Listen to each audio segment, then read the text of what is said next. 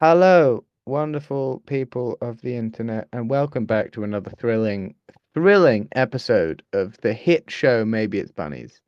Welcome, your enigmatic host once again, Solly. Woo. I think we It, are it- thrilling. yeah, it turns out you have to be like half dead to remember how we start these things, Yeah. which is great. It's also like the least enthusiastic you've done that maybe ever. Um, um, for, well, you got to introduce me. You got. Yeah, okay. Introducing my guest who is thrilled to be here. I'm We've so. got Max I again. am currently in the throes of quite a bad headache. And my eye has started aching. I took two painkillers and then drank a glass of water and was like, "Let's record." And Yeah. then, I did join the call to Max being like, I've had a terrible day. I had to watch Iron Man. I've got a yeah, headache. And I was it's like, not yeah, it's not been great, guys. It's not been. And my wonderful brother has got a D&D group going, which is just sort of it's lovely for him, but it's in part just a seething mass of jealousy underneath everything. you're like, oh, I wish I was doing a D&D group instead of talking to my friend. I always sort of reflect on like, man, you know how hard it is to organize D&D group. He's got all of that going, and I'm here with my headache and my Iron Man, and You know, I have a D&D group no, now. you don't. Yeah, I do What? in uni. Shut up! You don't have a D&D group. Yeah, I do. It's my flatmates, granted, but Man, my plus one life other. sucks. I haven't got any D&D group. Well, Max, how do you know? How do you know who you are without a D&D group, guys? yeah. You got Max has like always been super enthusiastic about the podcast, and today I'm just like, it was just like he just doesn't want to be here, but is also saying that he doesn't want to reschedule. So we're just gonna do it and see how it I've goes. gotta take my. If I reschedule, then there was no point in me watching the film. Well, we would have, yeah, I suppose, but I'm excited to be here. You know, Mm. I think we have a lot of fun on this podcast. We do have a lot of fun on this podcast. Yes. So that being said. Max picked Iron Man for us Iron this Man. week with because he believes the MCU is about to go on a resurgence, Mm. in his words. And I don't know if I agree with him there or not, but that's kind of the logic behind it.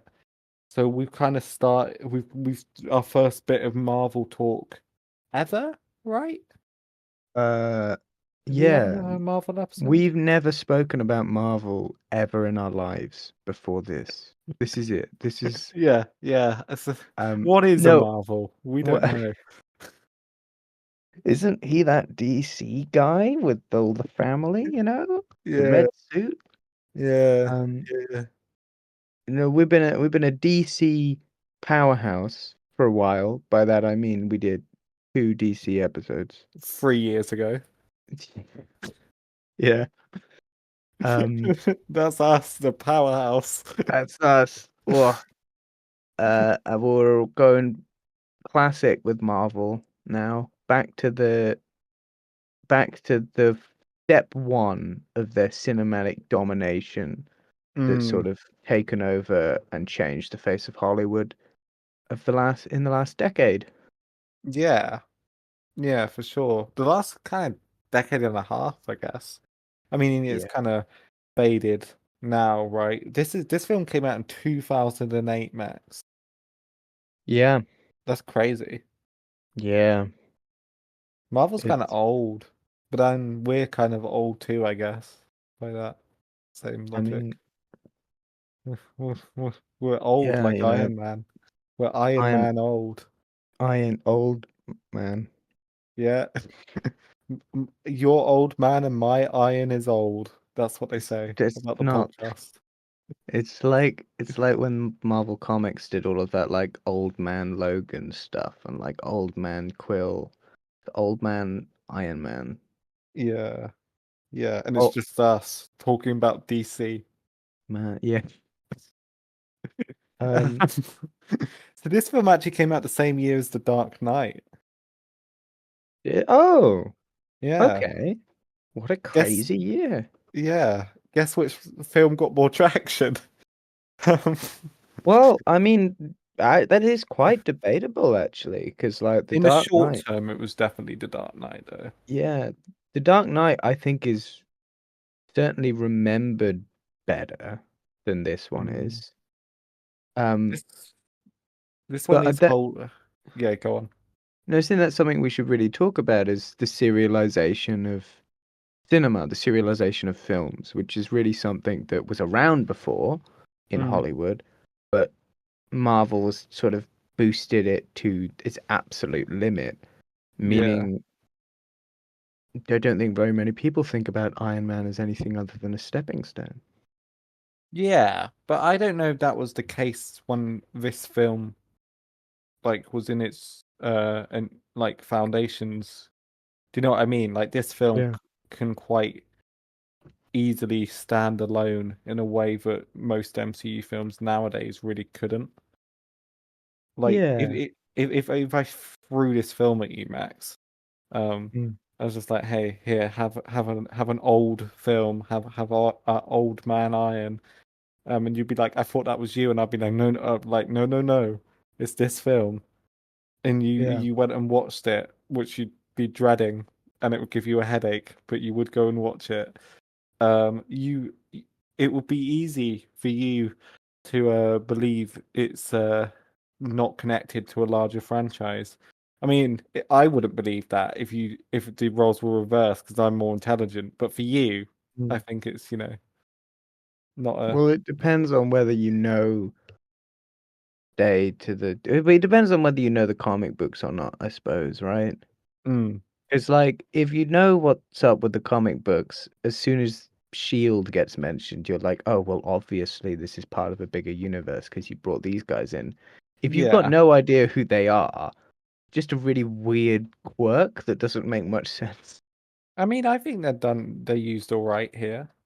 I think They they're are really. used all right here, but it's sort of uh, uh, sorry, we should we should talk about the film, but it's the sort of structured like a weird spy organization that Mm, there's no explanation of what their whole deal is.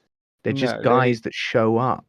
But they're kind of like a running gag for a while. Like Colson is like the annoying guy who keeps coming in at the worst Yeah. moments and everyone ignores him. And that's kind of funny. I approve, you know. I also quite like Colson. Um Yeah. I completely forgot Phil Coulson was like that is proper old school Marvel Cinematic Universe. Phil mm, Coulson running around. yeah. Yeah, and before they booted him off to a TV show. Yeah, yeah. Yeah.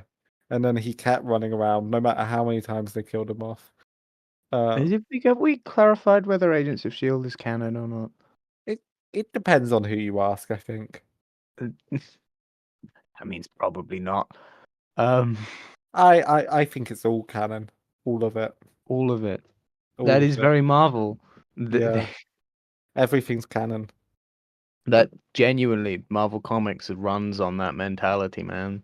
Yeah. Sure, Spider-Man's 25. It's all canon. All canon, it all is. Yeah, everything. Yeah, Everything.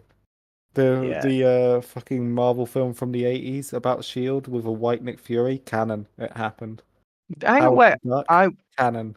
I would say Hmm. White Nick Fury, that was Nick Fury for In the years comics until until this they film. cast until they cast Samuel L. Jackson. In this film. In this film, Yeah. he has like two lines. Yeah. He comes in and he's like, "Hey, I'm canon." You're part And of a it's like, wider universe now, and I was like, way to be yeah. subtle, Sam. You're part of a wider universe. You're canon to the wider universe. Canon. Yeah. Yeah, You see the doesn't deleted have scene, the initial version of that post-credit scene? no. Like he directly references the X-Men, Fantastic Four, and Spider-Man. Then they had to refilm it because they realized they didn't have the rights. Yeah, and that's something we should also talk about is the studio that made this film.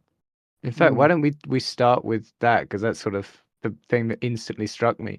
This is a Paramount film. Yeah, in association with Marvel Studios. Yeah. Yeah. This is so, but Marvel Studios have provided the rights and the writing, a lot of the creative process, but Mm. the money, the large amount of money that went into this film, It's and it was Paramount. is Paramount. And it Mm. was quite a lot. Like they've got Samuel Jackson for 3 lines and Gwyneth Paltrow's in it, and Yeah. they use heckin' AC/DC. Yeah. That's a lot of money. It's good effects. It's for big budget Hollywood blockbuster Robert for Downey Jr. at the time wasn't that wasn't expensive, but no, but a lot of it was. But that's again another risk, which we'll talk about later on. There's a canon mm, to the podcast. Um, but we'll get to that. But yeah, we early MCU was a lot of collaboration with other studios because the second MCU film that came out the same year, that being The Incredible Hulk, was of course made by Universal. yeah, Yeah. and widely forgotten. Um, Although weirdly, the new Captain America film is more of a direct sequel to that than anything else, apparently. I quite like the Incredible Hulk film. I think it was all right. Um, I would think it's a great shame that none of it really came up again, but it was a very good example of like it may as well not have been in the MCU because it doesn't have any lasting impact at Well, all I mean, until now. until now, and then it's in reference in What If, and that's a fair opinion. Well, that's a opinion to have about the Incredible Hulk. Um, More interesting things happen to the Incredible Hulk off screen between his appearance there and in Avengers yeah, Assemble. yeah. Um, But circling right back to Iron Man, I guess if we're going to talk about the production, let's talk about good old RDJ. Robert Downey Jr. Is that that's where you want to start official? Robert Well, I Downey mean, we've Jr. kind of talked himself. about the behind the scenesy stuff already, so Yeah, maybe let's go down that road. He was a risk to cast him in this film. he got done for drunk driving, didn't he? Yeah, yeah. There was something to do with drugs and drunk driving. Yeah. So he was not long out of prison, right? Or Mm, rehab or something. yeah. I love how He- little research I did into this. But he was definitely like he wasn't like a sure thing, he was definitely a risk yeah. to cast. But obviously there's a lot of similarities between him and Tony Stark, He had a bit, or at least maybe that's come about more so since this, but a lot of parallels have been made in behind the scenes and stuff with like relationships to their father and stuff. So I mean they had him in mind when writing the script. I know that, which is Mm. interesting. Because it's a risky thing to have in mind, from all the way back in like pre-production, right? It's also risky because Robert Downey Jr. frequently improvises. Mm, Uh, mm, whatever you write for Stark, he'll change anyway. yeah, yeah. I mean, the most famous line from this movie is improvised. Is it? I am Iron Man. Yeah. RDJ just improvised that. This is the So trouble with Hollywood actors. I think improvisation can be good. Improvisation can be good, and it gives a lot more options to the editors. Um, Yeah, I'm sure they filmed a version following the script as well. maybe. Who knows? In this But one, they probably did. In later films, it depended on whether he'd learned his lines. Um, yeah, in I this one, they think probably did. yeah, I don't think he improvised as much in later films. Maybe not. I know these days he wears an earwig, which is a little earpiece to feed him words. Really? Yeah, because he's Wow. too big. Like he doesn't have to do it. So That's like he canon. this canon that is, yeah. Yeah. And so is As all the alternate versions of this in all the original script. yeah. All canon. Um, but yeah, and then of course directed by Jon Favreau. Yeah. Yeah. Yeah. In his first MCU, a man who would go on to really shape the the thing, I think. He's kind of he shapes quite a few of the big franchises. He's big up in Disney and like the corporations Disney owns, right? So it's really interesting. And now, obviously, he gets a small acting role in this, Mm. but Doing really nothing in comparison to his later. See, he plays Happy Hogan, doesn't he? yeah, yeah, Who is Tony Stark's chauffeur. yes. Um, and as I'm fairly certain, unnamed in In this. this, probably, yeah, Um, but later goes on to be quite a prominent yeah. right-hand man figure. He kind of But rises up in Iron Man 3, which is the first Iron Man film that Jon Favreau didn't direct. yeah, that's probably why. I think Yeah. it's also because, and once again, so developments over the course of the series, the role of second in command and butler, which is usually filled by Jarvis, who in this Mm, role is not a butler, he's a computer, which mm, is different. He's AI. yeah. That's There not is a no one person. to run around with things apart from Miss Pepper Potts, who fills that Mm. job. As Pepper's role in the story changes, they need You need someone to someone else to fit still in. be the Yeah. confidant, you know. Also Although because even in this one, it's weird that Pepper has this relationship with him being his employee. yeah, well, we'll get to all of that. But going back to the Jarvis traditionally being a butler, of Mm, course, in MCU canon, and it's in the spin-off show Agent Carter as well, but it's also canonized properly by Endgame. Of course, it was all canon already. Everything's canon, right? But everything's canon. yeah, but Jarvis was a butler for Howard Stark. Oh, really? Yeah. So you see Ah, Jarvis the butler as a prominent character in Agent Carter, and then the actor came back to reprise his role in one of the time travel sequences in Endgame. is it the same actor who does the voice of Jarvis and later the Vision? No, Oh, because in the canon, right? yeah. Because it's all canon. Uh, Big Up Tony is like, yeah, I liked this guy as a kid, so I'm gonna name my AI after him. Ah, So he does. okay. Canon. Canon. Um, Well, that's kind of nice, I guess. I mean, you can't. There's not really anything in this movie paying homage to that. It's more. It's obviously like a later edition, right? I don't know how much of a staple the AI voice was in comic books before this movie. For I'm fairly certain Jarvis is a Butler character. It's very mm, difficult for me to pull apart the two because I know I think I know a bit more about Marvel comics than you do. yes, Um uh but most of my knowledge is very recent, right? mm. And if you look at any Marvel comic book after this film, Iron Man starts to look a lot like Robert Downey Jr. And starts to and act a lot more like starts to him. act a lot, yeah. Yeah, So it's sort of, it's the Hugh Jackman effect, right? You're never going to really read Wolverine as Wolverine post mm. Hugh. Yeah. You So never. it I don't know what Jarvis was doing. So maybe then but I mean just like AI voices in general, because obviously there's multiple over the course of Yeah. this series. I don't know if that was a thing or whether that's something we've taken from this film, but certainly now that's very intertwined into the Iron Man identity, right? Mm, And I very like much the so. Jarvis voice. Yeah.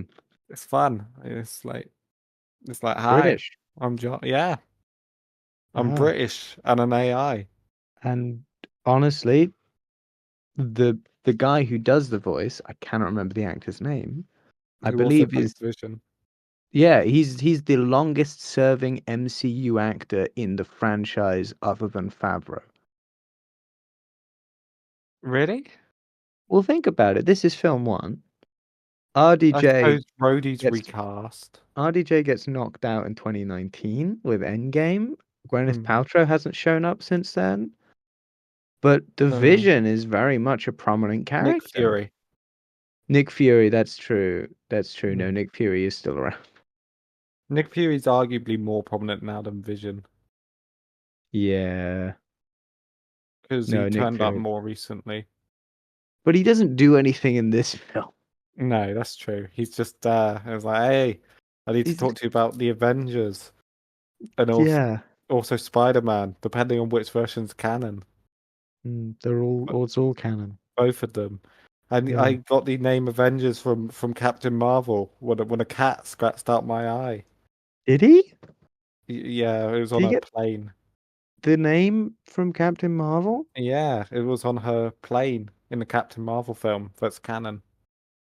I I really have no memory of what happened in the Captain Marvel film. Well, next week's episode, Max. Okay, No, I'm joking. Um, should we actually talk about like I the plot and the characters? can't take more shots of people walking down US airfield bases. Don't give me Captain Marvel. Um, yes, let's talk about the plot. So, Yes. this is a 2008 action film. I think I can say that action drama. Yeah. A Action, adventure. Well, not It's really not really an adventure. adventure film because he doesn't go on an adventure. No. I, it's just an action drama about a US arms dealer Mm. who gets kidnapped by a small warlord extremist group in Afghanistan. Is it Afghanistan? It's Afghanistan. Mm. Um, Okay. in the mountains of Afghanistan. Uh, and then escapes by building a giant robot mech suit that shoots fire, Mm.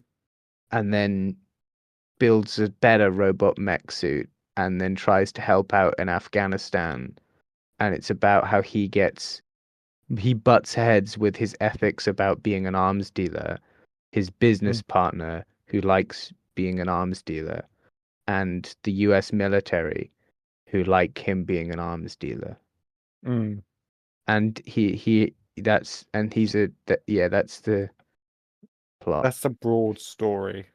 Yeah. That's all the important bits, isn't it? Well, there's some other fun bits in it I want to talk about later, but when we're talking about the plot, for sure, yeah, You get those are the the multiple important bits. perspectives because the central characters represent different perspectives on what he's doing. Mm. If the ultimate conflict of the film is Tony Stark's moral uh, sort of turmoil in being a billionaire who's made his money out of making And weaponry, you have people like the Colonel Rhodes who represents the US military's perspective, and the villain guy, I can't remember his name, who represents Obadiah Ob Stane. Obadiah Stane, the most forgettable MCU villain ever, Yeah, we'll who talk rep about that. yeah. We'll talk about all of that. I will say when it's dealing with Tony's, relationship with the ethical implications of being an arms dealer and stuff, I think that's why I think this movie's so successful. Like that's why I think, and I mean, I feel like you're going to disagree with me here, but that's why I think as a movie, right, rather than a cinematic event, which is what the MCU often does, but as a like straight up movie, this is why it's one of the MCU's best, in my opinion. It's because of Mm. the general narrative discussion on the arms dealing. I It's a don't know ve- where you stand on that though. I think it's an interesting thing. One of my one of the biggest reasons I struggle to relate to Tony Stark as a character many times he shows up is because they don't address stuff like this. Mm, And I feel that a lot of the personal conflicts of Stark when he's in a film and his character is much more going through a personal conflict, I find it difficult to relate to him. So I do very much like that this was the focus of the film, and it was something that I saw as a, an adult revisiting. mm. Um, So you agree with me then, I broadly? agree that it's a good moral conflict for it. Mm. Um, And then the other reason why I think this really works, and this is why I think you'll probably disagree with me, is because of Tony Stark himself as a character. I mm, think that's the heart of this film, and I think it's done incredibly well. I think his arc is really, really good. I think the performance is really, really good. I like the flashback where you see, the 36 hours before he was kidnapped, and you know exactly what you need to know about him from that. Yeah. I like that he's an asshole, but kind of like a lovable asshole. And then when he comes back, he's still a bit of an ass, but he's a lot better, and he's trying more. There's a lot more genuineness. That's a word, maybe? I'm a writer.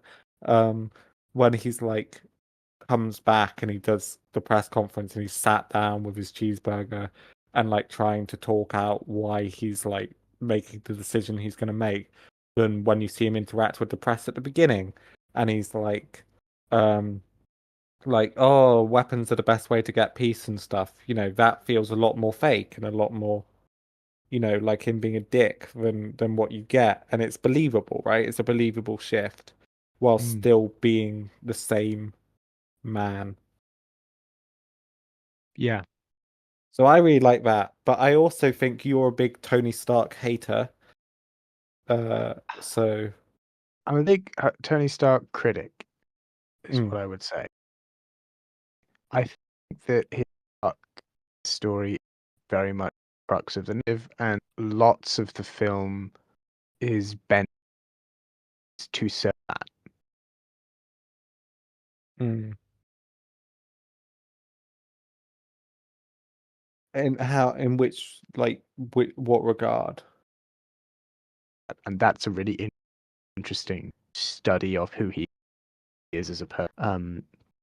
And the filmmakers are very clever in showing you the more human and the more showing peeking through the facade of who he is, writing and through the performance that is given by Roger. My argument isn't that it's good. I don't think who he ends up with at the end is necessarily still a nice person. Um, Yeah, maybe not. I just don't think he I, necessarily I, has to be. hmm. Well, given that he's fictional, if he was real, it very much does, because it's quite dangerous. Oh, hmm. The course of the film is structured to the complete destruction of ego, right? Of Mm, everything Tony Stark yeah. knows gets destroyed by his Mm, experience seeing him brought his own technology. mm. But it's an important note It's that about masculinity again. yeah, we're back to Walter White, right? They're all the same. All Yeah. men in films are the same. This is the thing, Yeah, they all come from Downton right? Abbey. They all it's the source of all evil. Um, I think that hmm, the way the filmmakers show his descent is very good, but if you look at the reasons behind the conflict that he has morally, they're still a bit questionable. He believes in the beginning that his weapons are keeping the peace of the world, but the thing Do that you gives him believe that? pardon? Do you believe that? He believes that. Do you believe he does, though? Well, I think that's the lie that he tells himself. Yeah, I think he knows he's lying when he Hmm. says that. But it's Because easier for him. I'm coming back to the scene where he's with the reporter, uh, and he just comes across as so disingenuous. And then I'm thinking of the scene at the beginning when they're in the car, and he's like got the peace symbol, and he's like, "Yeah, peace, sure. I'm out of my job for peace if it's peace." That doesn't sound to me like someone who believes he's doing what he's doing for peace. But yeah, yeah, yeah. But his ethics are shaken when he sees his weapons in the hands of a small militant group Mm. who want control of Afghanistan for completely unexplained reasons. Which is a criticism I have. They're Yeah. just generic. Um, If you make them too real, though, they might seem to feel like real terrorists. yeah, yeah. Well, the uncomfortable bit is that, like, he says, I made my weapons to be protecting the lives of young Americans, and I've just seen loads of those young Americans get killed by them, right? Yeah. And so you're thinking, oh, his moral change isn't that human beings are dying.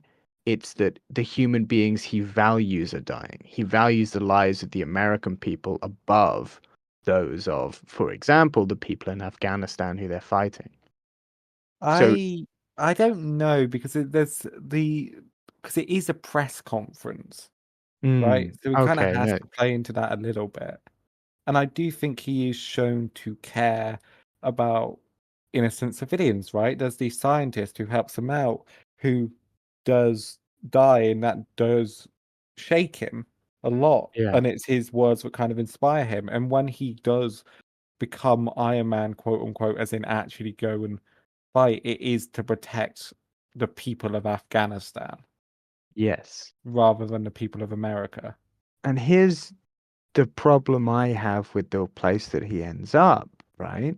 Which Mm, is that him going in to help the people of Afghanistan is seen as a really heroic thing to do, mm. right? Because he saves the lives of a bunch of people in the village. Classic Americans coming He, in and fixing the rest of the world's problems. Am I right? It always I goes mean, that well.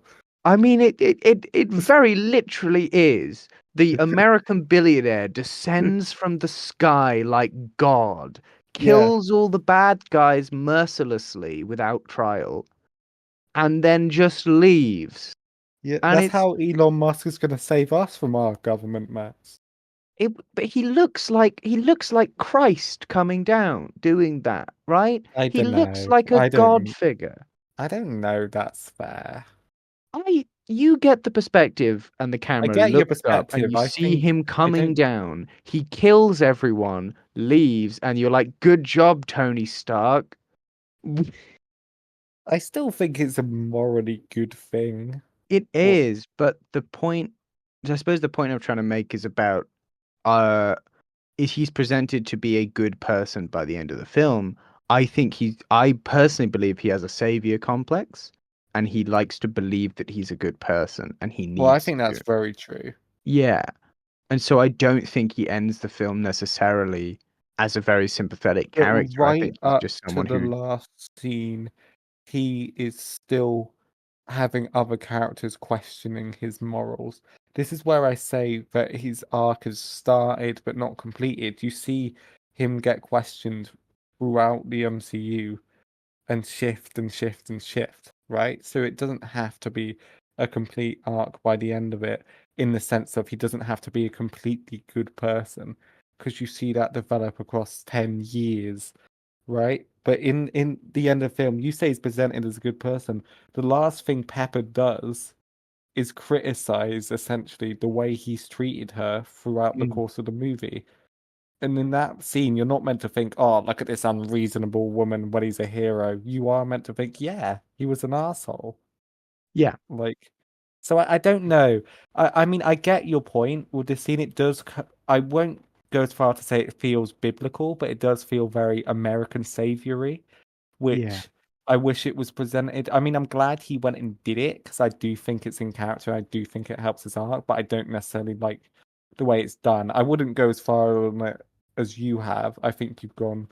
I don't think it's Do you think I've gone biblical. too far? Yeah, I think I'm I just reminded of Greek tragedy when the Deus Ex Machina, God and the chariot, Apollo comes down and sorts out all the problems and then leaves. I also think at a certain extent it is meant to be a dumb action movie, so it's like how much can you that's Yeah. kind of I'm not disagreeing with you. I just think it's not presented as badly as you're saying.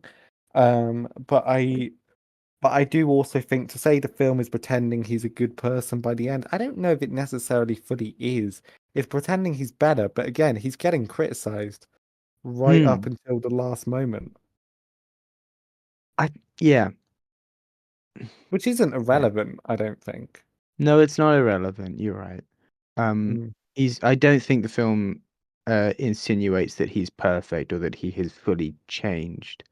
Yeah, Um, that I don't necessarily disagree with you if you want to make the argument that it presents him as too good in the end while still being critical. I just don't necessarily think it presents him as, Mm. like morally I just good. think that the takeaway of the scene where he intervenes in the village would be notably different if it was a village in Utah, Mm, right? Or in like if you it it's a good thing with Marvel films and with sort of spy in films, action films in general. When they go to a foreign country, they go to a foreign country for a reason, right? mm, And I think this film, like others that are to come later in the MCU, it's because it's too uncomfortable to have the lives of the American populace or the, wealthy white developed populace at risk.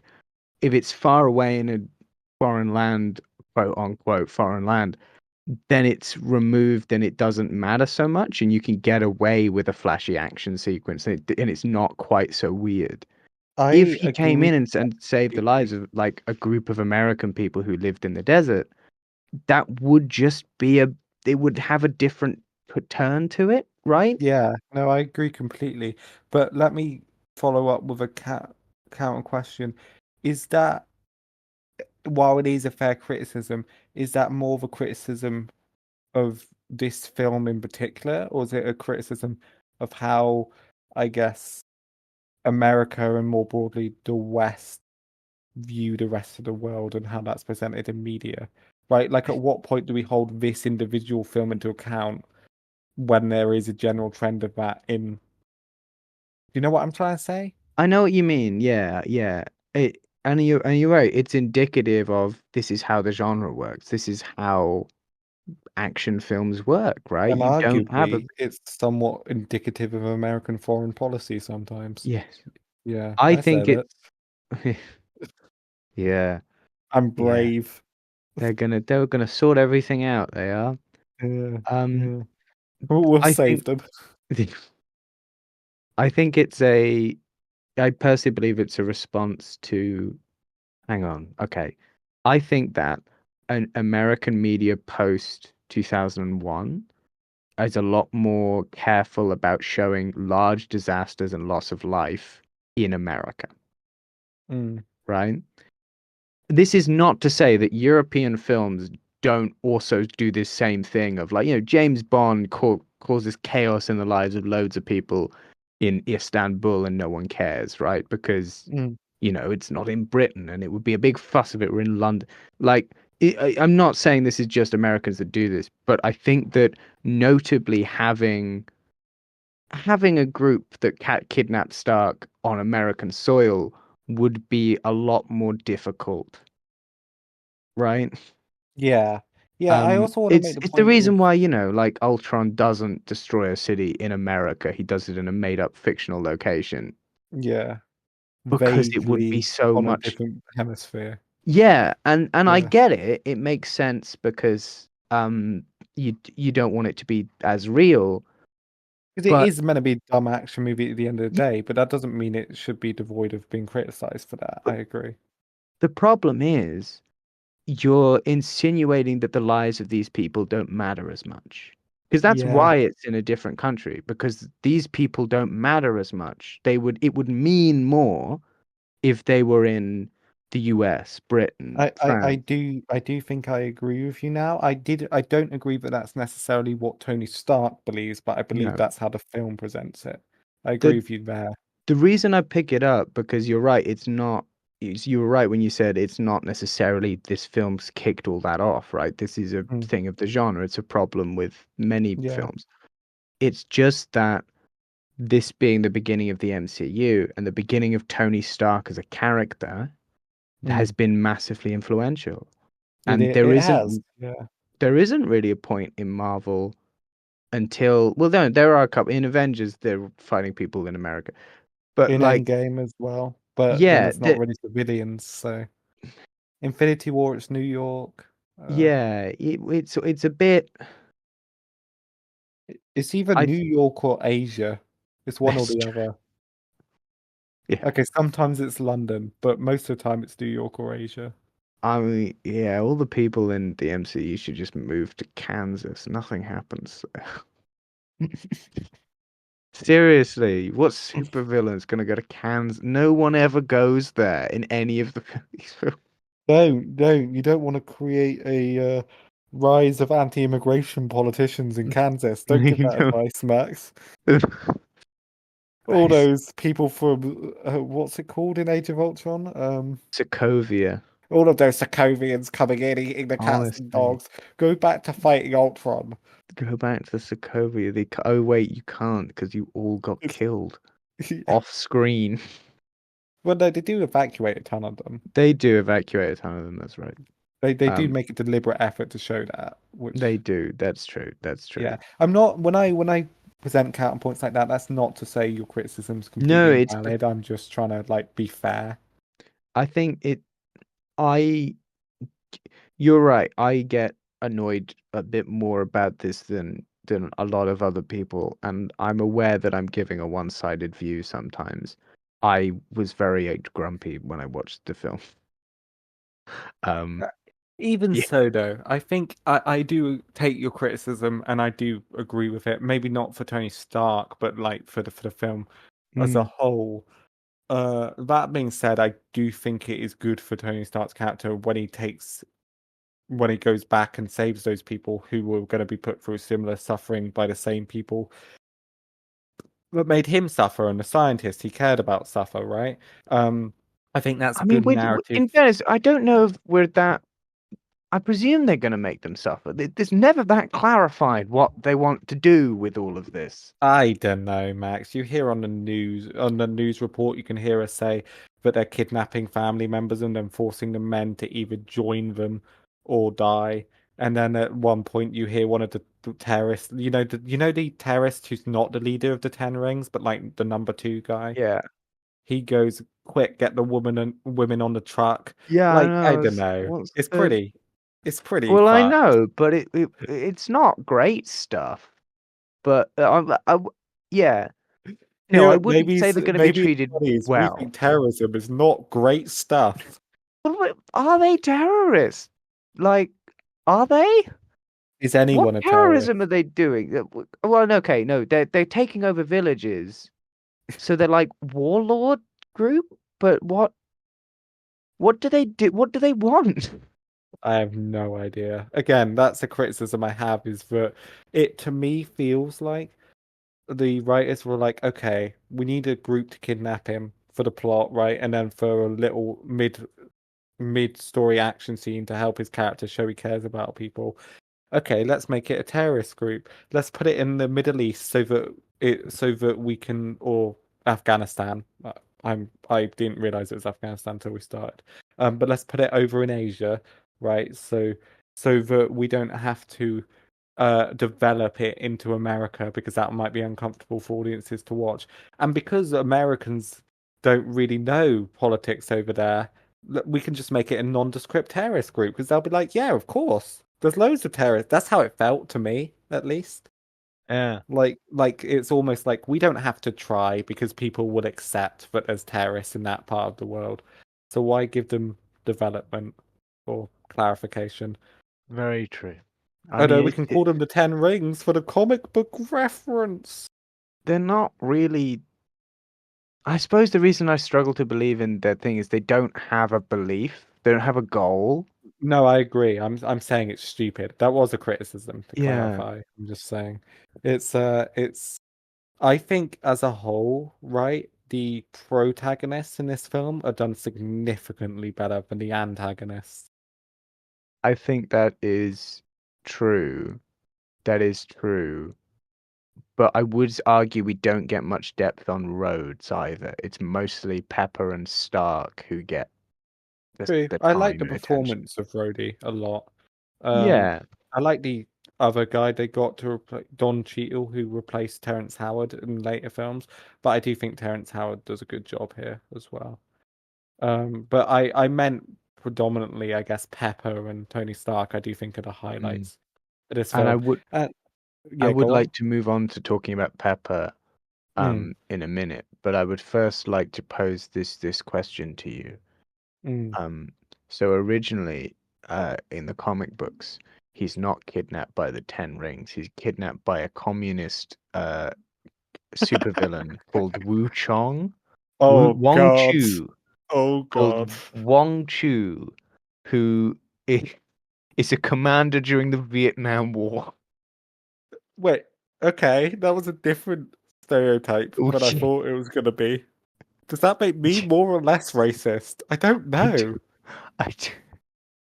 He's a Oh. servant of the Mandarin. Uh, and he. Oh no, sorry. It's originally the Vietnam War, but it's retconned to be the fictitious Shan Kong War. Oh yeah, that's better. What? That's He better. Make up a he racist sounding war. he's not a superhero, but he's just a martial artist. What's the? Do you think that would have been a better version and more, Mm, uh, respectful of the cultures of the peoples of n- the world? no, I think they I did think that would have been was more or less white savior, Solomon. What do you think? okay, I'll answer your first question. Do I think it'd be more or less respectful or racist? And I'm gonna Yeah. go with less, by far. Yeah. I think somehow, even though this is definitely questionable, as we talked about, it's an improvement. Mm, Um, whether it's more or less white savior, difficult to say. that's Uh, fair. it's like picking between your apples and your oranges here. Let Uh, me answer you this. If in I'm assuming in this hypothetical where it's the Vietnam War, he's gonna go in still in the middle and attack them again, right? In this hypothetical I mean, situation. I don't know whether in okay, so yeah, so let's say we port what was he say? Wong Chu was his name? Or Chu I Wong? I don't know, and as much as it's an offensive name, I don't want to attempt to recall it from memory What? in case I say something equally as offensive. I want you to know, guys, listeners, I'm reading this from Wikipedia. Um, I'm aware that this character is a racist and racial stereotype. Hmm. I don't condone the actions of the creators, who I will now name to shame them. Larry Liebert, Jack Kirby was on this, and Don Heck. Oh, the Kirby one stings a little bit. I mean, the other guys also do because they were early Marvel, but Yeah, but I don't um, know who they are, so yeah. no. Well, that's true. Um, Wong Chu, if Wong Chu, the communist from Vietnam, was in it, I'm guessing they wouldn't do the real Vietnam War Yeah. because, I mean, it's touchy that they're in Afghanistan, right? But they're not Yeah. in the Afghan war. That would be too far, I think. Yeah. It's just sort of they could do like they're in Vietnam and there's a Vietnamese armed group that just looks very much like the forces of Vietnam. Sure, And but the leader is still called that. But so in yeah. this hypothetical, the story is mostly the same, right? Yeah. Okay. Can I ask you, before I answer this white savior thing, is he saving communist Vietnamese or capitalist Vietnamese? I think the film isn't specific. I think they just show you panicked villagers. Because if it's saving capitalist Vietnamese, it's white savior, but it's good because they're capitalists and they should be saved. Oh But yeah, if he's that's true. saving communist Vietnamese, he's a bad person. Mm. That's Mm. a callback to our last episode, That's a listeners. callback to Yeah. the great riff we had where we made Doctor Who political. Oh, how woke we are to make Doctor Who a political topic.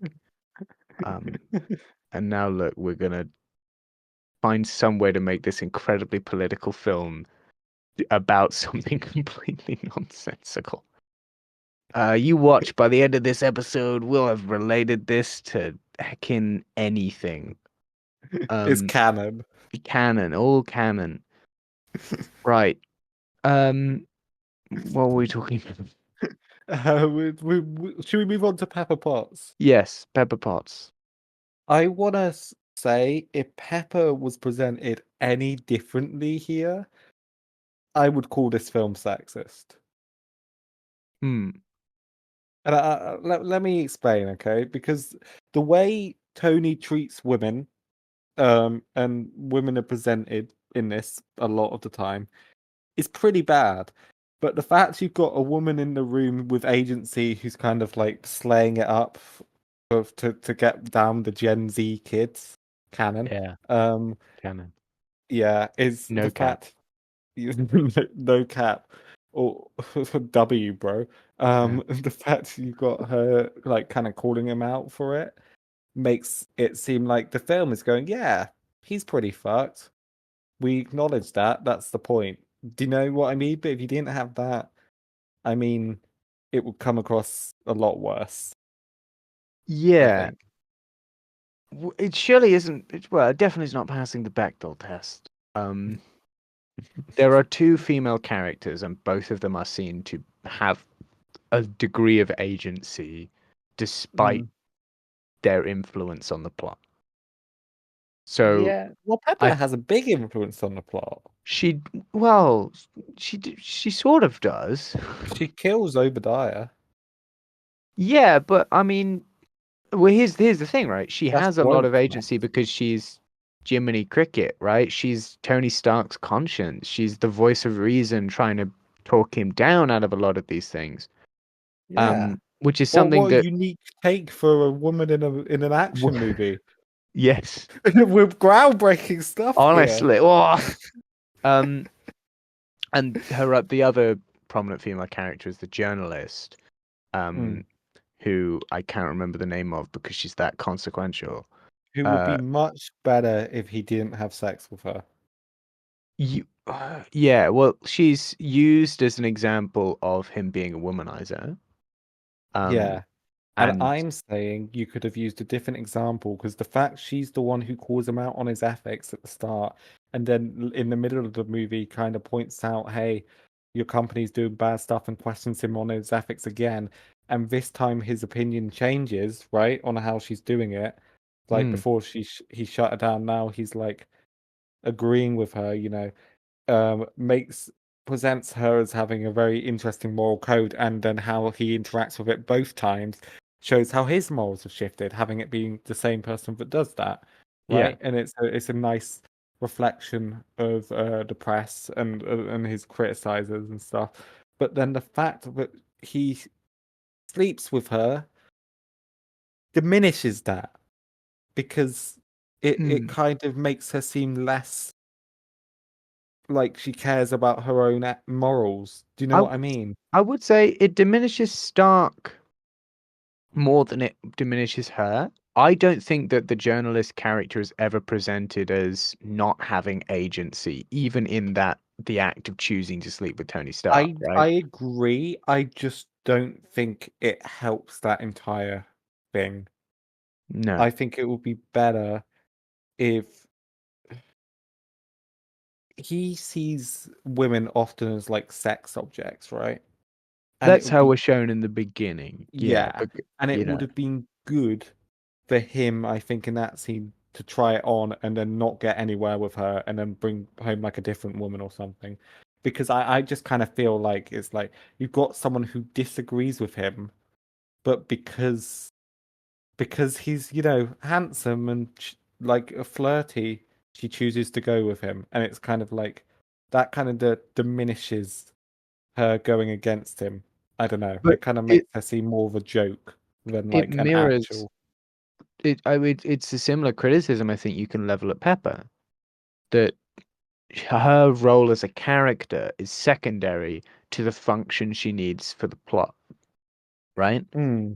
It's not useful to have Tony Stark pick up a different woman because you're wasting time. It's just easier if we make it the same person because then she's in the house anyway.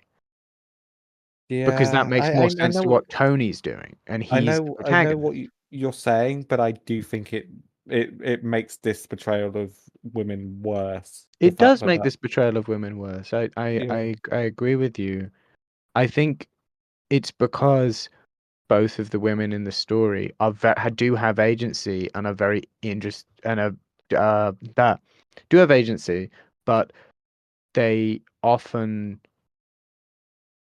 err to the side of what's needed rather than what they Mm. would do as characters. I think it's much better with Pepper though. Yeah, but I mean, the most influence Pepper has on the story are when she just does what Stark tells her to do. That's very true, and I don't disagree with that, but I think the fact she doesn't kiss him at the end and calls him out and stuff, like does Yeah, does does a lot of good because any other movie like this and they would kiss at the end. that's But true. she's like, no, you know, when we met at the party, I wasn't comfortable with it. You tried to calm me down, right? And then you just left me. And It's it's like it's calling out on the I know. behavior is good. Like I was sort of taken aghast because it was very close to her making an independent decision. Um, which she does once earlier in the film. And I actually got, you can call me out on this because I can't think of a single other time she does this. She makes one independent decision, and that's to quit. And then 2 lines later, she does. she has the decision to get Colson to go with her. That's pretty smart. She's like, hey, come Come with me, so the so that meeting's. there's witnesses around so that because she thinks she's about to Yeah, get attacked. yeah. And I think a lot of it is carried as well by Gwyneth Paltrow and Robert Downey Jr.'s chemistry and acting. Yeah. I think the fact they're good performers does carry some of the script along Mm. quite a And it lot. is good that, as you said, she makes a smart decision to get a man to protect her when she's in trouble. No, I I think that's realized that that's what you're going to say back to me as I said it, but it's still a decision. it is still a decision. That's true. You found you've It's also foiled the me. first person she sees. Yeah. So it's not implied that she's searching for him. It's implied that it's an act of I need someone with me.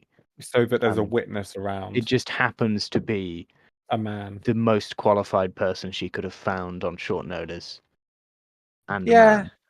yeah. I mean, you are right. I'm just saying, like, Mm. as a decision, let's say this is a real thing and not scripted, right? As a decision made by Pepper Potts, the person, it's still a decision showing some agency. As a script, it's still male savior vibes. Yeah. I still Um, think Pepper Potts in the film and the fact she calls him out at the end specifically and a few other little bits and pieces here and there, I think she does help overall how women are treated in the movie. yeah. It could Yeah, have been a lot more negative. She picks up a lot of the slack of the servant role that Happy falls into later, and that Jarvis would have been were he not an AI. yeah, Um, which is useful, a mm. little bit creepy. Yeah. Um, I'm not a fan of this trope of relationships between a boss and then an underling. To put it broadly, like to put it yes, broadly, the not underlings. well, like to put it broadly, Yeah, because it could be any boss and any job that's true. subservient to that boss, right? Yeah, it's That's what I it's mean. it's not. It's a messed up power dynamic. Yeah, it's weird to me, and we need to stop making it seem romantic because they don't all look like Gwyneth Paltrow and Robert Downey Jr. That's It's like, sorry, Gwyneth Paltrow does make, so not Gwyneth Paltrow, Pepper Potts does make another decision. She does actually actively choose to keep the original arc reactor and makes it into a trophy. and that saves the day, And that saves the day. No, I've just thought of that and I'm like, oh no, actually, that is completely out of her own agency, and and that's Tony really tells her not cool. to do it. I So, also no, like when she says taking out the trash. That's a point cool one for line. Potts. That is a good line. Yeah, Um, slay. I like that your biggest slay line is bringing down another woman. it's good. Criticize her for sleeping around, but not your boss. I mean, you Wait, can't because it's your boss. So it's wait. like, They do talk though. They do talk about hey, Pepper. Bechdel test. Technically, I can I say something potentially controversial? mm. I sometimes think Nothing the we've said so Bechdel. far is controversial. I think No, all of the things we were talking about U.S. foreign policy are not going to get us in any trouble. Um, I think, well, these videos don't get views, so it's fine. they- I think the Bechdel test is a little bit silly oh no, yeah, it is. It is. I think because I'm with you I'm, here. I'm sorry. There's plenty of narratives where it makes sense for where the women can have agency, but also need to talk about the men. That doesn't mean that they don't have agency just because they're bringing. Am I getting the Bechdel test right? To clarify, The first of Bechdel all, test is never intended as anything really serious. It's right? just it's because there's not really a very good way of testing whether a film is sexist or not. It's one of those good indicators of films that are or aren't. Yeah, It's that there are two female characters and they have to have a conversation, but it cannot be about a man. yeah, Um, and I think that can be silly as a test. Okay, yeah, often it is. Yeah, I I think you mean, can have two female characters who are actually having a conversation completely about a man, where you find out their independency and agency as characters. I'm sure you can. It's just I think more a comment on it's more a comment on what doesn't happen when you throw that up to a lot of films. You're like, oh, it's a way of looking at media and being like, Yeah, I'm not saying considering it. Yeah. I just don't like how seriously it's taken sometimes because Oh, it's but like, that's because the internet likes a, you know, yeah, metric. I'm pretty Um, sure every scene in Little Women where the women are talking about men. in the Maybe not film, every maybe. scene. In the book, they go on and on about all sorts of nonsense. That's very dull. Maybe Um, not. No, no, it's not every scene. I'm being an idiot there. I'll get down with the kids again with the canon lingo. I'll take the L on that one, G. take the element. I think it's just more like if you have more than it's difficult and debatable for films that only have two female characters, right? Yeah. Because then you're like, oh, it's much harder for them not to talk about men because most of the people in this film are men. And then what classifies as, is it just broadly talking about men? Like, It's just it's I think it's not again, so Alison Bechdel, who made this up, was a cartoonist who I think really just said this as a joke. I don't think it's uh, meant to be that serious. It's more just a silly way to judge if your film is sexist. It's like if what if they're all talking if about the all the patriarchy? conversations Like, that's technically about men, but it's not. yeah, I think it's more like if your women characters only exist to serve the male ones, Right. right? And so it is not, you can, if you pull it apart, it's not a great way of doing any of it. But it is a nice little, if you loosely apply it to films, you're like, oh, right, yeah, all the women in heckin' Lord of the Rings just talk about men. Eowyn does get to kill one of That's a the. lie. All the women in Lord of the Rings don't talk to each other, Yeah, which is yeah, why that's they true. fail. That's true. Um, Eowyn does get to kill the king of the Nazgul, though. yeah, Eowyn But for does get to Tolkien's kill the time, Witch it King of wasn't like the Angmar. worst. It's a pretty cool and epic scene for a woman to have, and it is the only one. Galadriel's awesome, and I'll go Galadriel finish is her. awesome, and Yeah, she gives them gifts and she refuses to monologues. take the ring. Refuse does She's a like, pretty yeah. she's She's like, really cool. yeah. She's really cool. I think I'm a little bit defensive over the Bechdel test The women in because, Lord of the Rings aren't like I don't think they're broadly. I don't think they're quite as sexist portrayals of women as they could be for a book written at that time. It's more yeah, the that's what fact I'm that there's saying. so few of them and they don't talk to each other. Yeah, I mean, it's better than The Hobbit. Yeah, that's true. I think I read somewhere that there's no female characters, but they reference a woman in one line. They no, there are implied women in The Hobbit, um, but they don't show up. Oh, I this say bloody this. DEI is getting too far. Now there's implied women too. I know. Well, no, I say this because like okay, but well because there's the hobbits clearly have like they say oh and then the so and so like the Sackville Bagginses show up Yeah. right Oh, yeah, and but not that the female one, I don't well think. they they do the Sackville Bagginses are referred to as a duo Yeah, neither that's of them are true. named um And like it's Bilbo's great aunt's dresser. We never see Yeah. the great aunt, but We she's see in the great like aunt in Lord of the Rings. The great uncle is dead, but the great aunt's still there. Pretty Lord of sure. the Rings. Everyone's always like, "Oh my God, there's only four women in Lord of the Rings," and Yeah. that's just nonsense, right? Everyone's like, "Oh, Eowyn, Galadriel, Shelob the Great Spider thing, and Rosie Cotton." No, there's like three or four Hobbit people who do nothing but are there. Yeah, take that, feminist. Facts and logic. Lord of the Rings has got the What's her name? Saxville Baggins. Yeah, it's name like Lucretia, Loretta Sackville Baggins.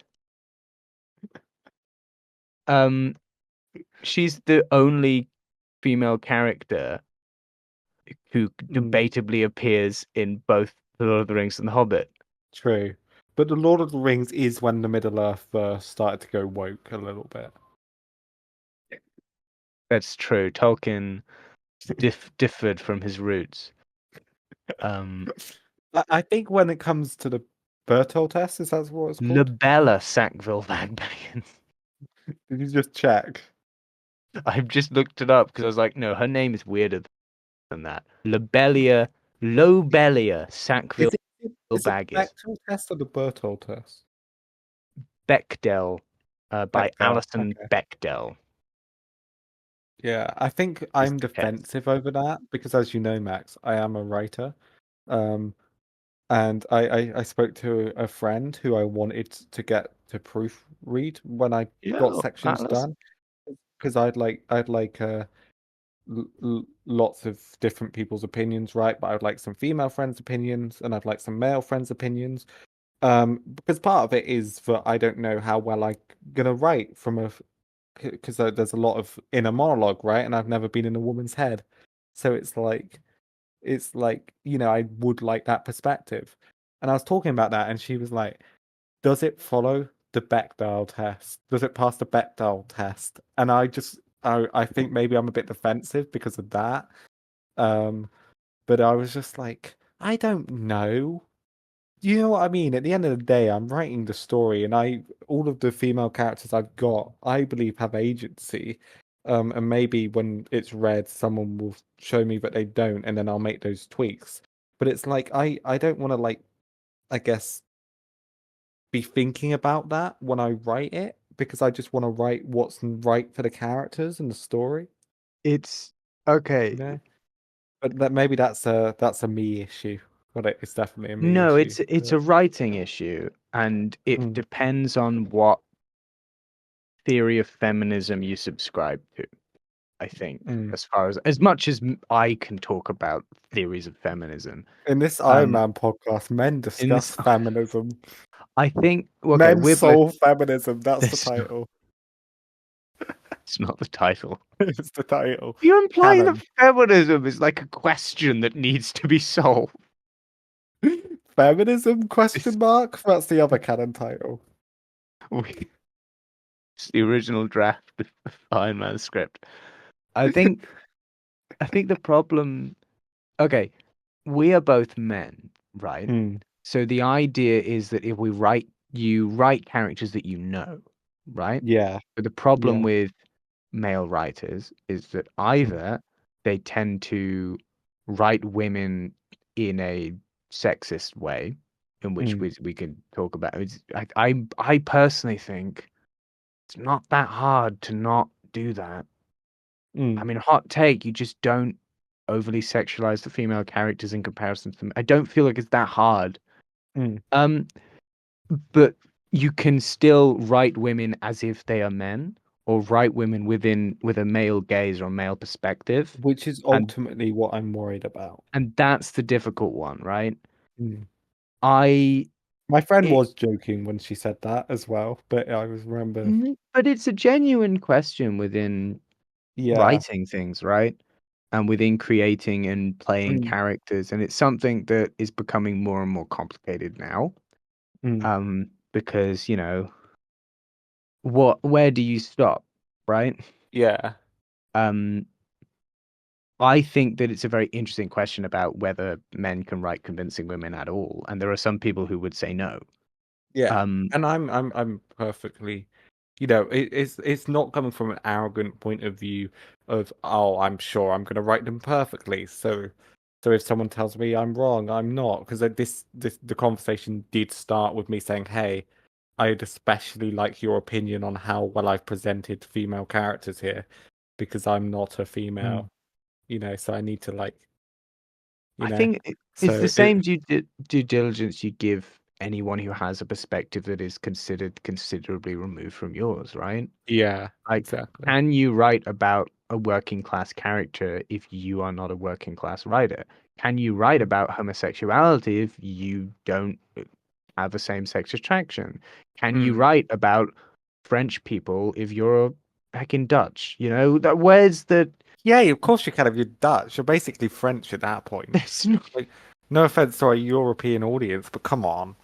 Like, it's questions around like some of them are very easy. Like French and Dutch thing, that's an example of a more silly one, right? There's not yeah. I not to diss the great culture of France here, but there's a very you can research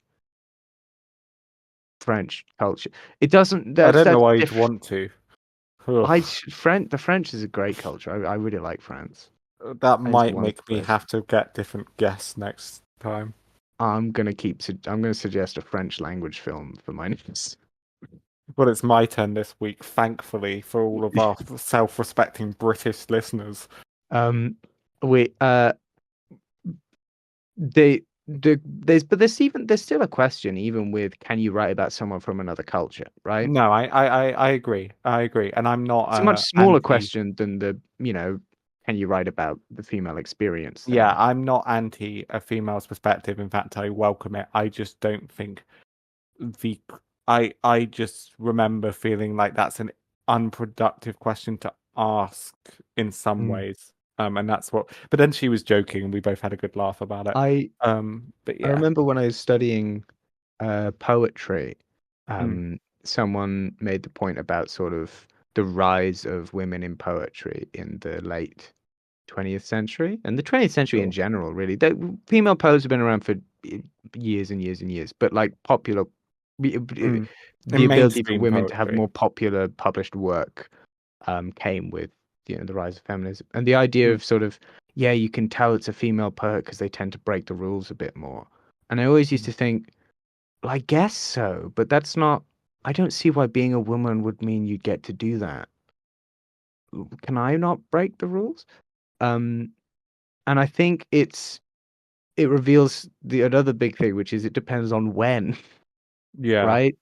yeah. Writing as a male or female or being very, cis normative here, any of the genders, um, I was is being very different. cis-normative in this context because Iron Man is Iron Man is a cis cis-normative. normative film. That's true. There Yeah. are no, as far as I'm aware, no LGBTQ And representation at at the all. minute, there is no in my story draft, which maybe is something I need to change, although or maybe I don't really know, but there's no characters who aren't cisgender Mm, as of right now.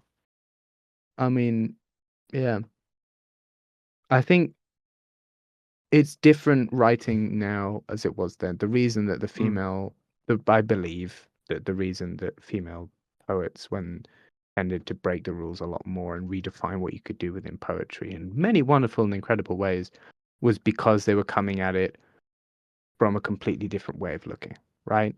mm. And these days, I think that everyone is going to come at it from a different way of looking from those people because that's a slice of history, right? Yeah, You, of course. no one can write exactly like a female poet from the 60s because no one is a woman from the 60s anymore. And even a different poet from the 60s can't write like another different poet from the It, 60s because no yeah, one has lived the exact same experiences. so I think the idea is if you're asking these questions as a writer and if you're Mm, researching the lived experience of the peoples you're trying to depict, I think usually fine. But this mm. is why you draft things. This is why you pass things through editors. This is That's why, also why I'm getting, female yeah. friends to look at it and Do multiple you people to look at it. what do you think would have been different if the writing team for Iron Man was all women? The plot, the story, everything. Do you think it would have been a little less masculine? Yeah, just a bit. Just a I bit, yeah. yeah, Do you think yeah. maybe he wouldn't have had like 5 sports cars that do I nothing, think but we would must have have got added a more lot of a to the budget? groundbreaking superhero film, to be honest. I think it would have been the film that we all want, and it is canon, obviously. The Yeah, writing team yeah. was. Um, Hey Max, just quick question. mm, Have your meds kicked in yet? sort of like I, a f- little bit. I feel like your energy's gone up a little bit. It's gone up a little bit, but I am still like my eye. I'm only opening one eye because my eyes hurt. Hear that, listeners? He's winking at you because he's I'm being per foxy. perpetually winking, but it's out of pain rather than promiscuity. Mm, Uh, ta- take it how you will. The DMs are always open. mm. Right. Yeah. And then they're not though, is the thing. Like, There's an aspect of Iron Man we haven't talked about. Well, there's yes, several, but there's there's one quite I a want. lot. Yeah, Yeah, yeah. What have we talked about? Not a lot. Well, we're talking about the main we spent a characters. lot of time saying we'll talk about that later, and I've forgotten all of the things that we said No, we'd no, talk. I have a list. I think we've talked about Tony Stark quite well, and I think we've talked about You the have a plot. list? Well, no, like in my head. Oh, I usually like know roughly some of the things I'm going to talk about before an mm, episode. mm, And then usually we talk about some unexpected things um as well. yeah, But yeah, so I don't have like a hard and fast list. But one thing I did want to talk about is an element of this film I really, really like, and it's not a wild take. It's the how long it takes him to nail the suit. yeah. Um, that's true. That's a very good point. We don't. He doesn't spend very long as final Iron Man. Mm. Um, It's like Mark III by the end of the film, right? And it's like you kind yeah. of see the variations, and I mean, I do. I really like the first suit, but then you see him have to like it doesn't fly properly, it crashes. Then the next suit flies, but he has to get, the percentage of the propulsion right in the tests, and then he goes out and he flies it. But then he has to fix the icing issue, which obviously comes back in the final conflict, which I liked as well. But he also has to learn to fly it. Like he has a successful flight. He's like, okay, cut the power, and then he falls through the floor. Like I Mm. love all of that stuff. You don't get that in superhero films anymore, but I love it. I think it's because the okay, it's because people are sick of origin stories is why you don't get very much of that. Mm, Um, but the evolution of Iron Man, I think, is a fundamental part of his character and who he is and who mm. being Iron Man is, right? Because that's not even just to Tony Stark. Every single appearance you see of Iron Man, they're always changing. They're never the True. same. And I Yeah. do really like that, but here you get to see the middle bit. Yeah, yeah. And And a that's what I lovely appreciate. little montage of the history of Iron Man in comic Mm, books. You start the mm. Mark One Iron Man suit is the Iron Man. It is the big metal tin monster that walks around in was it Tales of Suspense or whatever when he first appears. Yeah. And Yeah, then and for I really literally like one line, you get the gold suit, and then they change it immediately. But you was there. I really like the initial suit, right, from the cave. I think the effects, and I'm fairly certain they're practical with the fire, are really, really good. Mm. I really like that entire, I don't know where you stand on that, but I think that entire escape sequence is the best action piece of the film. I think so. I think I so. uh I like the guy who goes right up close to shoot him in the head, and it bounces back, and Yeah. I'm like, oh buddy, oh, you didn't think that one through, did you? Up until the bit where he flies away at the end, Mm, it's a really, really convincing and lovely action sequence. When he flies away, that's when it's like, oh, and now the tone of the film has fundamentally changed. mm. we were relatively serious up until the point where like the armor suit just goes flying and they land in the desert and he's completely fine. And you're like, wow. And Yeah, it's now like, we're in okay. superhero film territory. Yeah. But I do really, really love that sequence. I going back to what we said we discussed later, Obadiah Stane is a terrible villain. Yeah. Yeah, he's not the best, is he? That's It's similar to the sort of warlord group. It's not really clear what he wants. no. I liked him much more before he was revealed to be the villain. Like I thought he had a good role in the movie before that. Yeah. I actually likes the twist where it's like he's the one who's blocking him out of his company. I don't mind that part of the villainy. I don't like the part of the villainy where he's like willing to kill people and also hired the hit on Tony Stark. Because that, like you said, it's like why? It doesn't really make sense to me. I like him just being a slimy, like as the reveal being he's just a slimy businessman. Was Stark opposing his business model? Not really. Like, what No, was but his? he wanted to take over the company Why? for money. But is he getting? Why does he need? He's I the point think is like I both Stark and him are at a level of rich where you're like, why money doesn't make sense as a motive for what you're trying to do. Like Well, the thing Stark, is, the entire capitalist society in America kind of goes against that, though. I guess so. But even when Stark's like you're going to get frozen out of your company, it's not.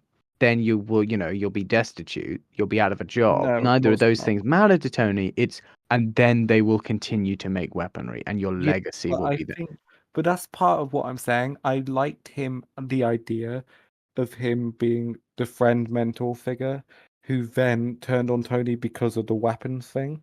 It lost me when it say this has been a long-term plan to kill Tony Stark. You know, There, you'd that's think a you'd bit stupid. you'd think there'd be easier ways to kill the guy. Like, you know. Yeah, you could just hire an assassin. I don't know why you have to hire Afghan terrorists. But also, like, Tony Stark spends most of the film nearly killing himself. Like, you could Yeah. just go to his house. There's no one ever goes in his house. There's You like could two people there in the you middle of nowhere. I mean, he's Perfect drunk spot all for a the murder. time. You could just spike a drink. I mean, killing him with a spiked drink, so easy, Yeah. right? And Yeah. then what about the cover up? You just pay everyone because you're rich. Yeah. It's just it's The it's and the only person who'd care would be Pepper Potts. yeah. Who's just some random employee. And as we all know, she's a woman, so she has no agency over the plot. So what's she gonna do? All I'm Nothing, but because I there's don't no know one if to tell her you to do anything. I don't know if you agree with me when I say I liked the idea of him being the one to take him out of his company and stuff. Like I think that was fine. I think that's fine because it's very important to what they're talking about arms and arms manufacture because Yeah.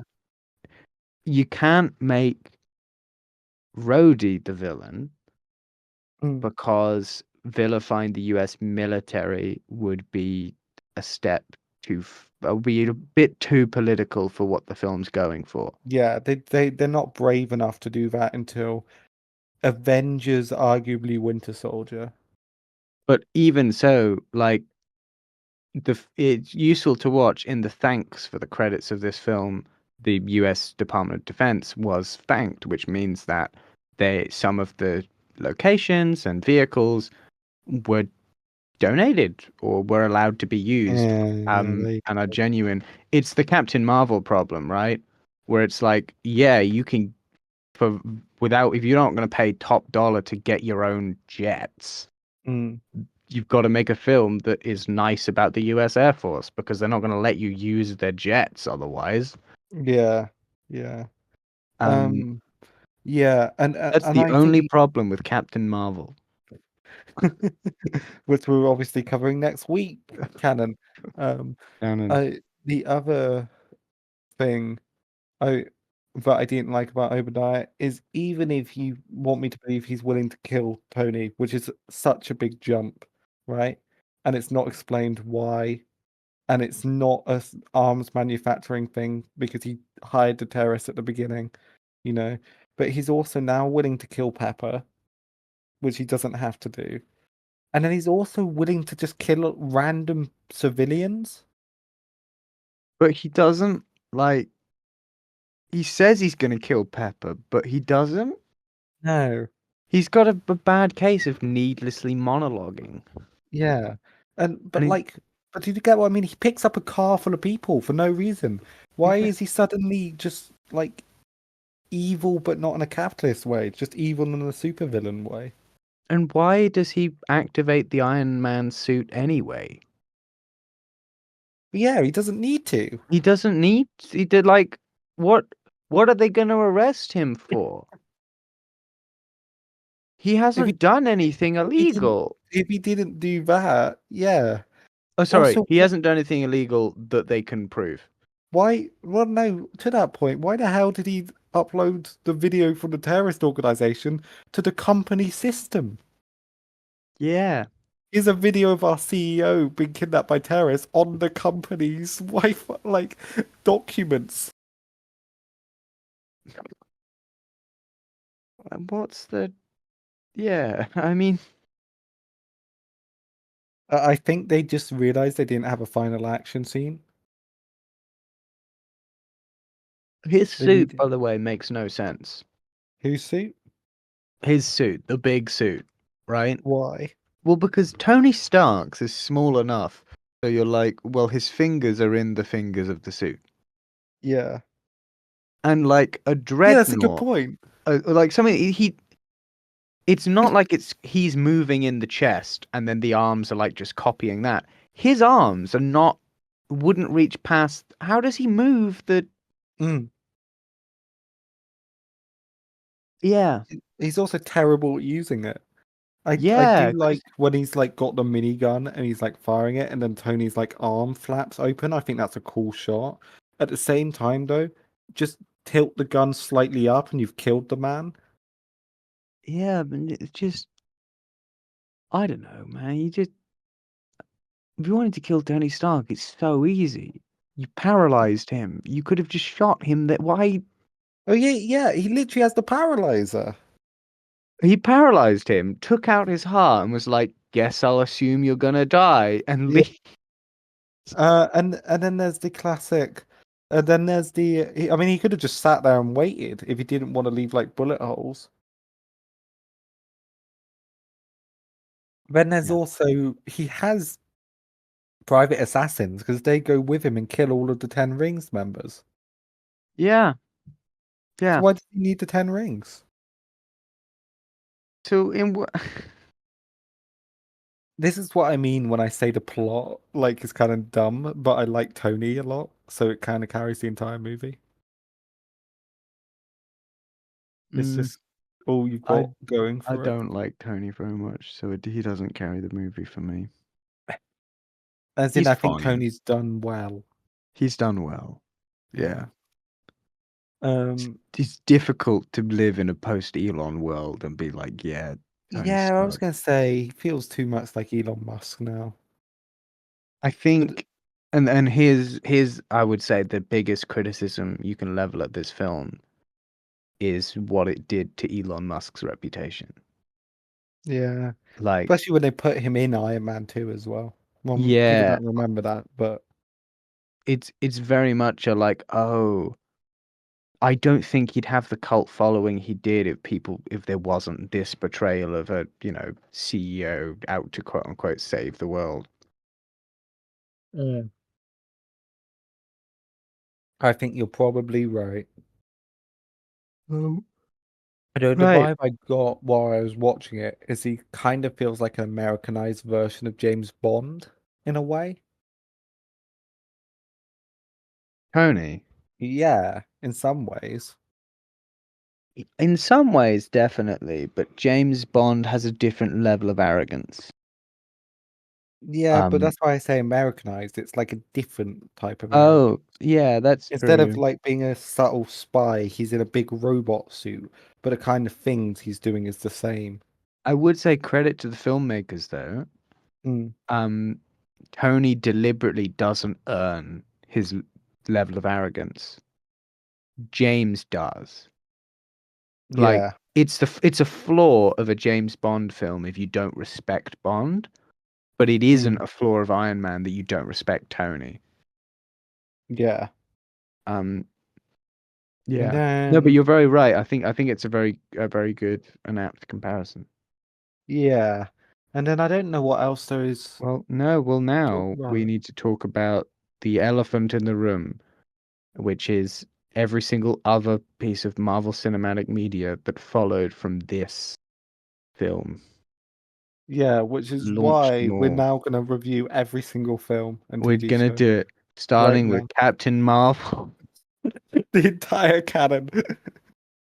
Hey, There's been loads, haven't they? We've said a lot. A lot has happened.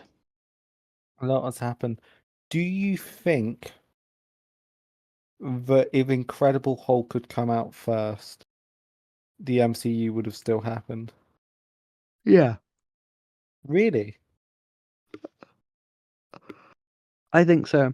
Because I think that Marvel Studios, and I don't know enough to tell you this, I don't think Marvel Studios ever intended for any of these films to be individual. That's true, but I just mean from a success point of view, Incredible Hulk didn't do so well.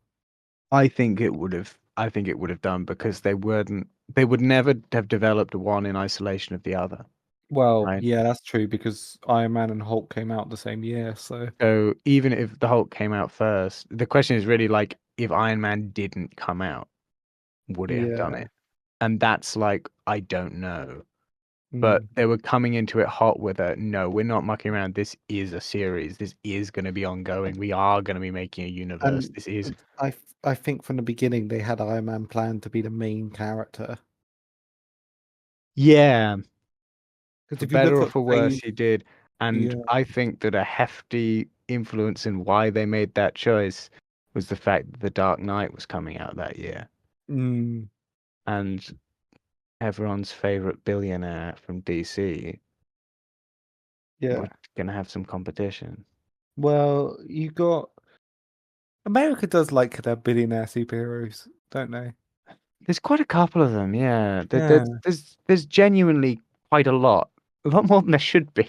It's the American dream, Max. If only all of billionaire superheroes donated to charities instead of making themselves. Billionaires are people too. Um, Um, no, I think you it's know, yeah. Green Arrow's a billionaire. What? Yeah, Green So Arrow of all people lives in a mansion. Iron Fist. Is he? Yeah. Why does he need money? And well, He he's in the doesn't TV even have series. weapons. What's he spending his money on? In the TV show he is, but then he owns a pharmaceutical company. Then he comes in and takes over after being in China for a decade. And then when he's taken over, he like starts selling drugs at cost. So he's a Right. good billionaire. He's one of the good ones. Um, But if you do look at phase one of the MCU, Iron Man is definitely set up to be a main character. Because mm, you've got Iron Man 1, right? When you have the Incredible Hulk, where Robert Downey Jr. pops up at the end. Then you've got Iron Man 2, where you've got Agent Coulson leaving in that movie to go deal with Thor's hammer. But Agent Coulson, by that point, was very much a Iron Man character, being in both the Iron Man films, you know? yeah. And then in Captain America, you've got one of the prominent characters being Tony Stark's dad, and then you get the Avengers. Mm. So it's very much an Iron Man show, you know. It is. It very much is. For better or for worse. Um, Yeah, yeah. it is very much his whole thing. And now he's Doctor Doom. Yeah, because that's yeah. I'm not happy about that.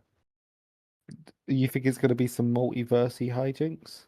Oh, almost definitely. I just don't think I'd like Doctor Doom.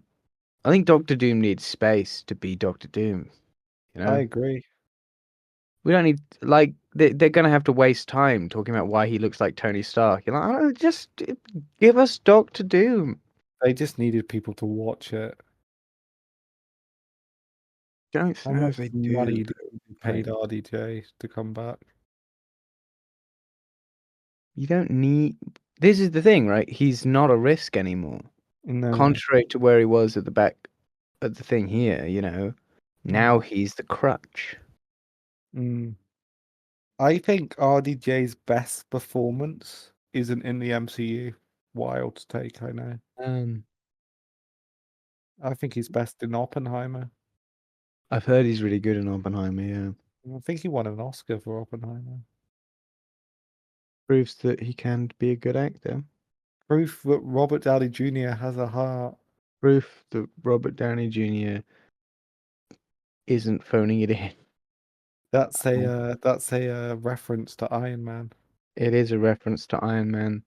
Canon. Um, yeah, Do you have anything else to talk about, Max? About I would Iron say Man? um, a unique experience within the Marvel Cinematic Universe of being able to consider a film wholly and in of itself, not linked Mm, in to its relationship to others. mm. Something that I think we're only seeing again now, right? You think so? I think so. I think that finally we've reached a point where people aren't watching all of the Marvel films like they're a big old TV show, Yeah, right? You don't need to see all of the MCU films to understand what's going on in Captain America Brave New World, sure. Is that why right? you think the MCU is about to go on a resurgence? I'm thinking that I think people look back with rosy. Oh, I spelled some Lego on the floor. I think people look back with rosy tinted eyes at the history of the Marvel Cinematic Universe. I think Mm. it was fine. Oh yeah, me too. They're I think not most brilliant of the films. films were fine. Some Yeah. of them were crap. Some of them were good. Even the good ones, though, are only good because of the build-up. Yeah, and you're like, I think that's what we're seeing now. It's just Mm. that now there's no impetus there's no responsibility to watch all of them. Yeah. I feel like if anyone has an MCU film and they genuinely believe it's one of the top 10 best films of all time, they're crazy. Yeah, because I they're think, not like none of them are yeah. game changing, are they? No, I think it can be your favorite film of all time. I think that's fine. I think if you put Endgame in your top, three films of all time, yeah, I get why. Do you know what I mean? I think if you love any film, it then it's fine. But I mean, if you objectively think it's one of the best bits of cinema, it's like, come on. Yeah, Things like The Dark Knight that came out this year. I mean, I could see an argument for it being up there. Maybe not the top 10, but I would see it as much less of a crazy take. yeah. I'm So I'm with you there. yeah, It's and because I like the MCU. I just think it's fun, but I don't think it's like the best thing of quality we've got. You know? yeah, Yeah. they It's can be good. they can, they can. I think Winter Soldier is an example of Of maybe a good it at its best. spy Um, film. Pardon? Spy film. Yeah. Yeah. I think obviously Captain Marvel. Yes. Uh, I Absolute think masterpiece. yeah, For Yep. the Dark World. Hopefully, Fantastic Four will be good. I don't know. Is it possible to do a good Fantastic Four film? We're gonna find out. We're gonna find out. Are you excited to watch a Fantastic Four film for this podcast when the new one comes out? My favorite superhero team of all time is the Fantastic Four. I am very excited about this film. Are you excited to rewatch one of the old films though? for the podcast. Well, that's sure gonna be interesting, isn't it? Um, Are you ready to move on to what did you do this week, yes, let's do that. Max? On one of your own personal projects, what did you do this week? I did two pieces of writing Ooh, on a uh, dramatic monologue story that I'm writing. I got round to actually writing some description and some action, which is lovely. is this for a play? Yeah. Yeah, Mm. sounded like some play stuff. Well, I look forward to seeing it acted out on the West End. For his opening on the West End. Canon. No, if you ever want me to read any of it, I would be interested to see it. When I got a first draft, I'll let you know. Hell yeah. Anything else? Been working mostly, so Mm, that's as far as I can he's remember. been Oh, I making played some some good work. music on Monday. You did Um, what? Sorry? I played some music. I played some music in front of a crowd, which was nice. Oh, where was Yeah. that? Well, I'm not going to tell you where it was. Where was the postcode? That I don't want to. There's only like It's a joke. It's a joke. It's fine. um. I Well, was I yeah, was go on. playing as a part of a school's gig. Uh, young people and folk music, and it was a lovely time. Oh, Yeah. lovely. It was it at the same place where I went with you that one time I don't know. when you took me to that folk dance thing? No. No. Okay. Were you playing in front of a crowd of like the school children? Or Yeah. like, yeah. Oh, lovely. Well, I'm Yeah. glad that went well, which presumably it did. Mm. Yeah. Brilliant. Well, I um had two bits of coursework due this week, both on the same day, which is always fun when they double stack me for my university subjects. Uh, so a 1500 word history and a 1500 word psychology assignment due on Friday. It's not my own personal project, but it's something I did this week, right? Yeah. And I started them both this week and I finished them both. And I had them both done by Thursday night. I actually started and did the entire history thing across Thursday. So that was really nice. I finished the cycle on the Wednesday. So I finished them both with lots and lots of hours to spare, which was nice. Really nice experience. Um Congratulations. Yeah, I did some volleyball because my flat is going into a volleyball war with a neighboring flat. And as Max knows, I'm very athletic. So Mm. this can only go well. So that was some fun. Did some practice for that on the Friday. And I started writing my book again for the first time in a month. Lovely. Yeah, which was great. I did that on International Women's Day. And the subject matter of the chapter I was writing probably would be best fitted not to be written up on International Women's Day, to be honest. Um, but you know, Yeah. we make do with what we make do, right? Happy International Women's Day, listeners. That's why we've talked about Iron Man. Yeah. Planned. Um, Canon. Canon. Um, so next week is my turn, Max. I'm getting a proper migraine now. I'm really finding it hard to think. Um, sorry, what do you say? Sorry. We're wrapping up, don't worry. Um, Yeah. Next week is my turn to pick. Mm-hmm.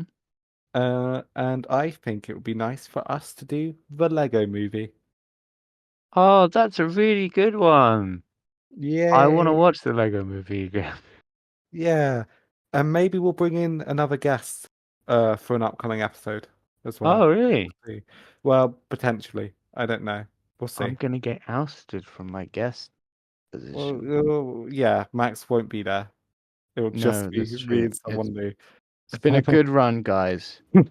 Um, He'll just edit the videos. that's my only job. All right, everyone. We'll see you next week. Bye.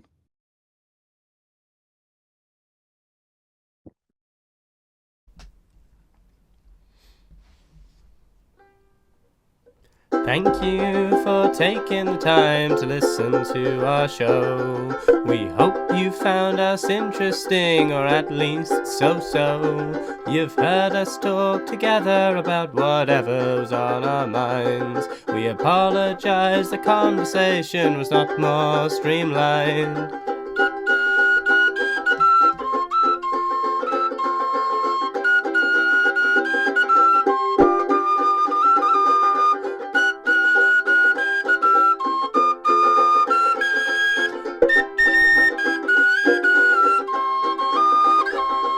We hope you'll stick around for our next upload, but there's one thing you should take away from this episode. Maybe, just maybe, it's Bunny. It's Bunny. There's always a possibility that it's Bunny. It's Bunny. You can never rule out the possibility that it might be Bunny. It's Bunny. You should consider that maybe it's Bunny.